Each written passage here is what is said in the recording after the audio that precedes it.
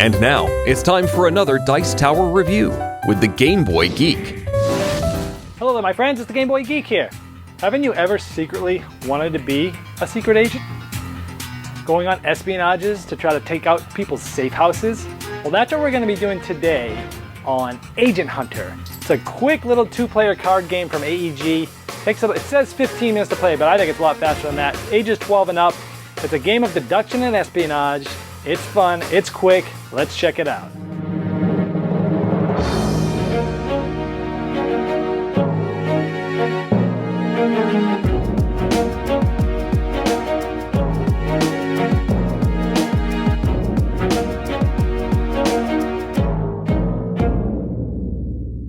At the beginning of the game, you're given either the red spy team or the blue spy team.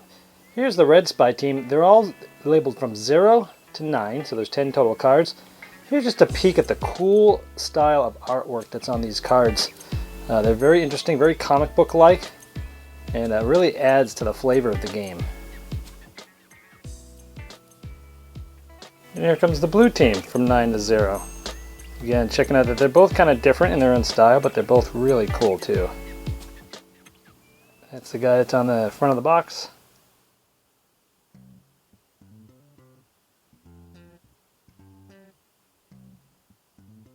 Each team selects 3 cards and puts them down in front of each other. These are called the 3 safe houses. The object is to destroy or uncover the 3 safe houses of your opponent. Now, how the game's played is on your turn you can typically take one of 3 actions. The action that's taken most of the time is attacking from your hand. How this works is you take any one of your cards and you attack any one of the 3 safe houses of your opponent. I'm the blue team, so I'm going to place my card on top of this red safe house and I have blue number 5. This person will then look at the card and tell me whether this card is higher or lower or exact. And in this case, he'll look at it and he'll say, this is higher than 5. And I say, okay, so I take this back. Then the red team would have a turn to do what they would like to do. So let's say it's back to my turn again. And I say 8. And they already know what their card is and they'll say, it's lower. So now I know it's higher than 5 and lower than 8. Well, let's say higher than 5, lower than 8. Let's say on the red team's turn, he plays number 7 on here. And I look at mine and I say it's lower. But now I know that 7 isn't here because only one of each card. So I know that it's not 7, it's not 5, it's lower than 8. So I throw a 6 here. And he says, yep, you got me. Boom, this is done. As soon as one person does 3 of those, the game ends. The second thing you could do on your turn is switch agents. So let's say over a course of the time, again, we're the blue player here. Let's say the red player has thrown down a 4, and we know that we are a 0 agent here, and we say lower. And then we play our turn, and then it's back to the red team's turn again, and they throw a 2 here. And we go lower. And we throw that down, and he's getting it down, and maybe he even throws this on his next turn. We say lower. He knows this is a 0 at this point. So on your turn, one of the things you can do is switch agents.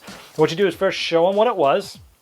Then you take this card back in your hand and you pick a card. And it can be the same card again. It doesn't have to be a different one.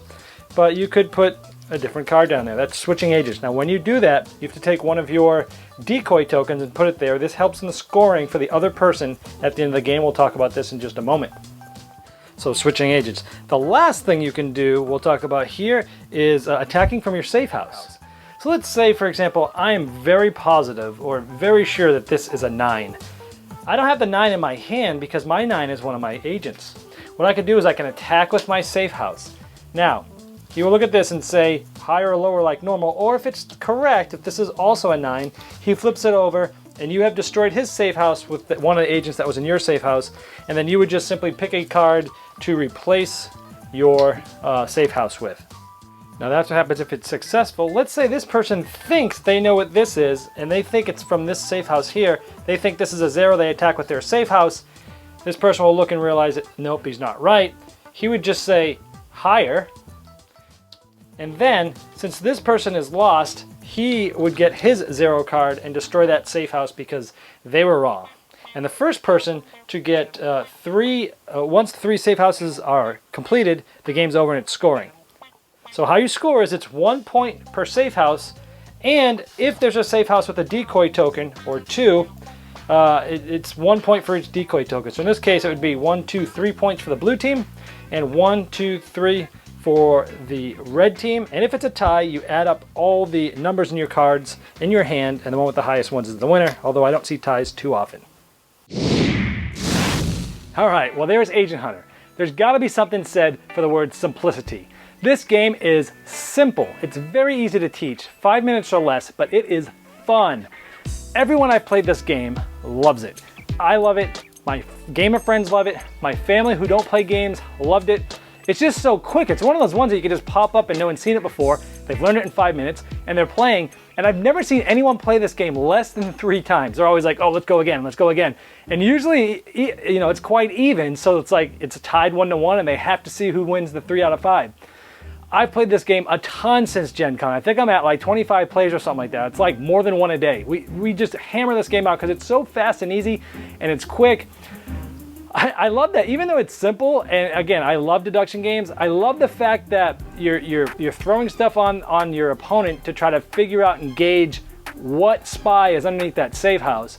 But at the same time, you're trying to memorize which cards your opponent has played on you. Because every time they throw a card down, you memorize it and you realize, okay, if he's thrown a 1 and a 3 down, and if I've thrown a 5 down on his and he says lower, I know it's not a 1 or 3. It's got to be a 0, 2, a 4, right? So memorizing what they're playing and then is a great aspect to this game. So it does have a memory element if you want to be good at it, which it's not like rocket science. You're just memorizing what they're throwing down. Now they can throw you off when they start changing their agents out with the decoy tokens, because then, well, now you don't know what's really in their hand. You kind of have to start over. That's cool. It like erases the memory. And then the other thing I really like about this is that when it's your turn to throw cards down, it's interesting because it's like, do I throw the 1 or 2 or 3 cards down that I always throw because I'm gonna gain some information? Or do I want to throw a new card to try to learn more information, but then I'm giving more information up to my opponent? So, you know, if I always pick like a 4, a 2, and a 7, those are my 3 cards that I sort of gauge. You know, and I can see whether it's higher or lower, what range am I in, that's good. But as soon as I throw a new card, boom, new stuff is open. So you get that to play with too. So even though it's a simple game, it's addicting and I love it. And I'll play it 1,000,000 times probably by the time this game wears out. That's why I did sleeve it, because, you know, it's one of those games where if one of them's chipped and you know which number that is, it could ruin it. But I'm playing the heck out of this game. You got to check it out. If you like deduction games, you like light games, 5-minute games, it takes us about 5 minutes to play this, and we love it. Check out Agent Hunter from AEG. So much for watching the Dice Tower videos. Find more great videos and reviews, as well as our top-rated audio podcast at Dicetower.com. You can also find other great shows at Dicetowernetwork.com. I'm Eric Summerer, and you've been watching The Dice Tower. The Dice Tower is sponsored by Cool Stuff Inc., where you can find great games for great prices. Cool stuff in stock. Check them out at CoolStuffInc.com.